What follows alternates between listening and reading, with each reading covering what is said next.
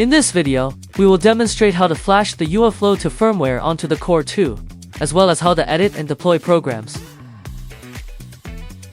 Download and install the M5 Burner firmware flashing software from the official M5 Stack website. In the device list on the left side of M5 Burner, select Core2 and Tough. Find the UIFlow to firmware for Core2 and click Download. Visit the official M5 Stack website. Download and install the USB driver that matches the current operating system. Use a USB Type-C data cable to connect the device to the computer. Click Burn. Enter the Wi-Fi and other related configuration information.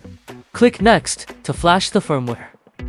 After the firmware has been flashed, the device needs to connect to UIFlow 2 before programs can be deployed. Core2 supports connecting to UIFlow 2 in two ways: access code or USB. This tutorial demonstrates how to connect using the access code method. After Core2 starts up, you can view and obtain the access code on the develop page in the UI application. Before connecting, make sure the device has successfully connected to the network. Open the UIFlow to Web IDE. Click Controller to open the device list. Click Connect Device. Enter access code and name your device.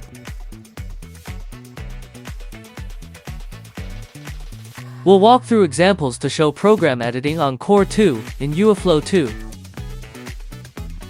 Example 1. Screen. Displaying Hello M5 Stack on screen via UI Editor. Drag the screen block to adjust screen brightness. Click Run once for temporary test.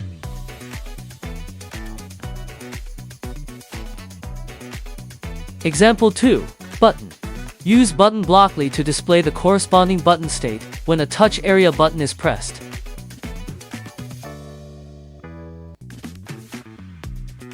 Example 3. Speaker. Use speaker blockly to make the device beep every 2 seconds.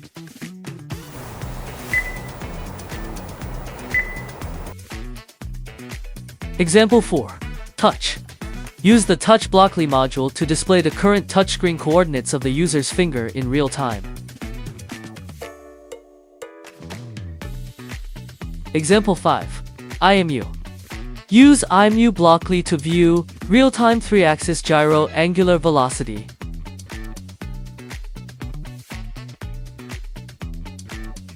Example 6. Vibration. Activate the vibration motor on Core2 to make the device vibrate continuously.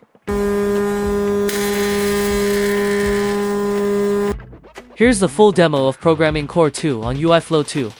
Give it a try.